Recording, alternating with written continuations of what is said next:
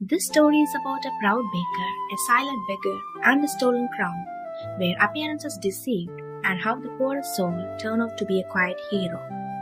Once upon a time, in a bustling kingdom, surrounded by mountains and rivers, there lived a young baker named Aidan. He was skilled, proud of his bakery, and loved by the villagers for his delicious bread and sweet rolls.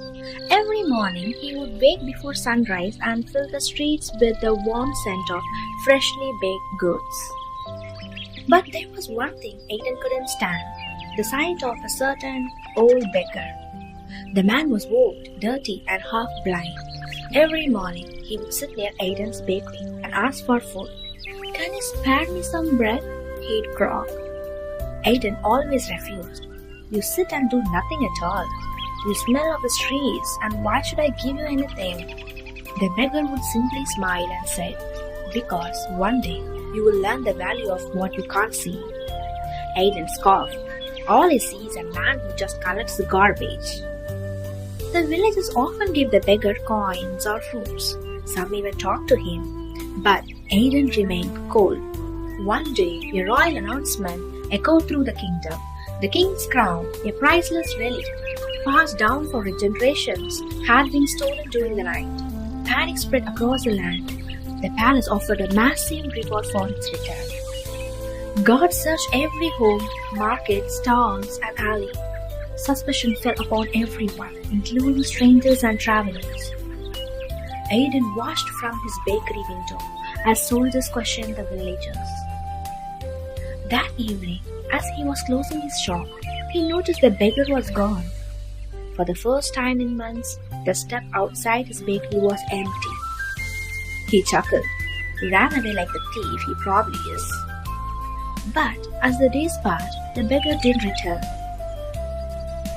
A week later, Aidan decided to take a shortcut through the woods while delivering the bread to a nearby village. Midway through his journey, dark clouds rolled in, rain poured, and he stumbled over a root, twisting his ankle badly. Limping, cold and sore, he dragged himself in a hollow near the hill for shelter. To his shock, inside sat the same beggar, calm and dry, tending a small fire under the overhang of rock. The beggar looked up and smiled gently.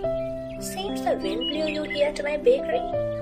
Aidan, embarrassed and in pain, he said nothing. "Your ankle's swelling. Sit, warm up," the beggar said. With shame, Aidan accepted it. The beggar took out a leather pouch and crushed some herbs between his palms. Mixing it with mud, he gently wrapped Aidan's ankle. "You know herbs?" Aidan asked, surprisingly. The beggar nodded. "I was once a healer long ago." That night, Aidan couldn't sleep. He watched as the beggar cooked wild roots and offered him a share. Then he noticed something even more strange. The beggar pulled out a cloth bundle. Inside was a shining golden crown. Aidan's eyes widened. "That's the king's crown." The beggar nodded. "I took it." Aidan stood up furious. "You are a thief. You will be arrested, maybe executed." The beggar didn't flinch. "I didn't steal it. I found it in the forest, abandoned under a tree. Someone tried to hide it, perhaps during the god's chase."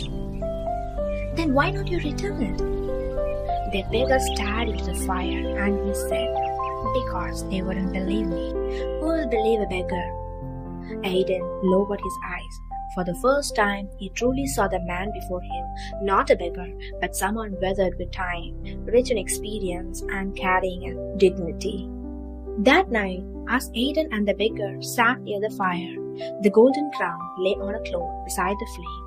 Suddenly, a gush of wind swept through the hollow, extinguishing the fire for a split second.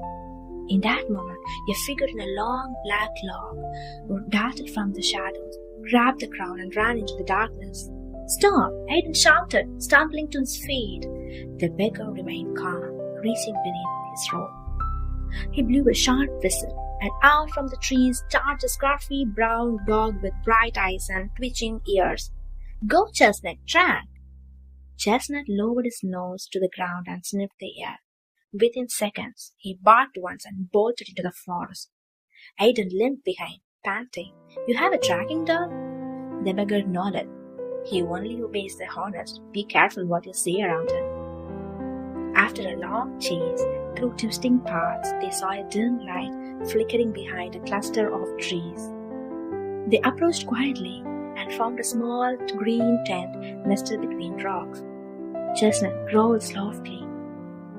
The beggar whispered, "He is in here, still dressed like a soldier." Aiden was curious. "But how did you know he was a thief?" The beggar gave a small, knowing smile. "I recognize the boots," he said calmly. "Only the king's guard wore that design, and I saw them on his feet when he stole the crown." Aiden blinked in surprise. "You noticed that?" "I may be poor," the beggar replied, "but I have treated those feet for 20 years. I'll never forget a step." Aiden whispered, "So we bargain?" The beggar shook his head. "No, I'm old, and your leg is injured. We both cannot be the thief, and so let's tie him up." "Let's make him sleepy first." The beggar plucked a few greeny leaves with practiced hands, crushing them between his fingers. He whispered, "This hair causes drowsiness, just enough to knock him down." Beside him, the baker watched in stunned silence, realizing there was far more this beggar could do. Quietly, they sprinkled the powder onto a small piece of bread and left it beside the tent, pretending to sneak away. Minutes later, the tent flapped more. The man peeked out, snatched the bread, and took a bite, not suspecting a thing. Within moments, his head drooped. He stumbled forward and fell down. "Now," the beggar said, "we'll tie him."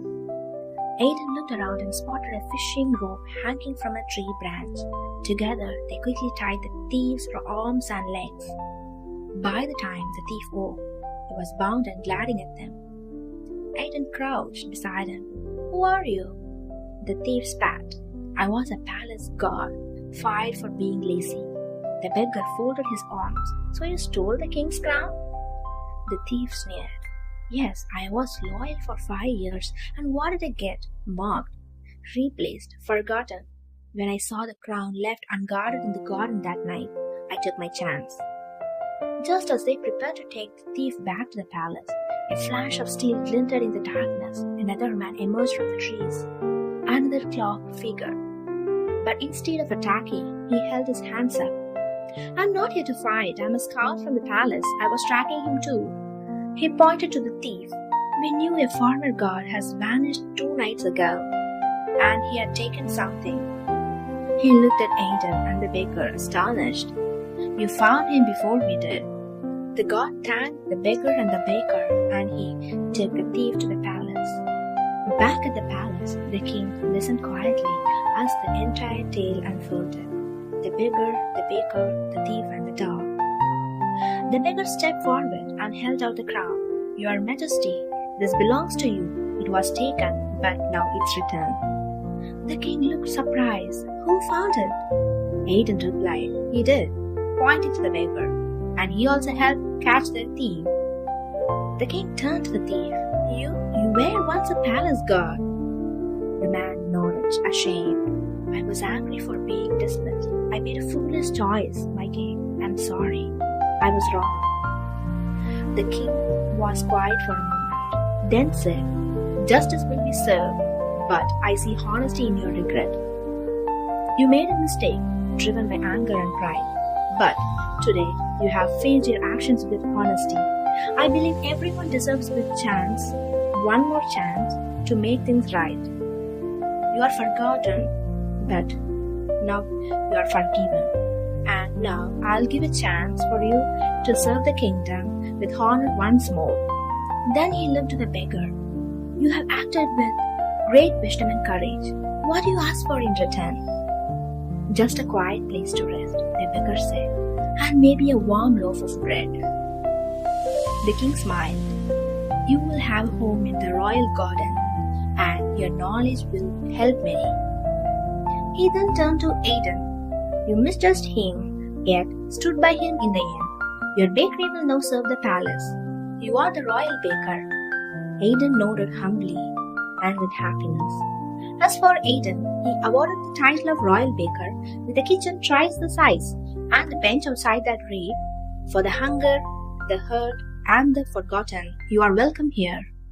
The baker said to himself, "I judged him for his torn clothes, but it was he who returned the crown and saved us all. Today, because of that baker, I have a bigger bakery and a bigger heart." In our real life also, we often meet people who don't look important. Maybe they are quiet, dress simply, or seem to have nothing to offer. But just like in this story, appearances can be deceiving. That one person you ignore today could be the one who helps you tomorrow. The baker judged the baker by his looks and almost lost a chance to do the right thing. But life gave him another shot, and in the end, he gained more than he never expected. In your own journey also, remember to treat everyone with respect. You never know whose story might change your life. Thanks.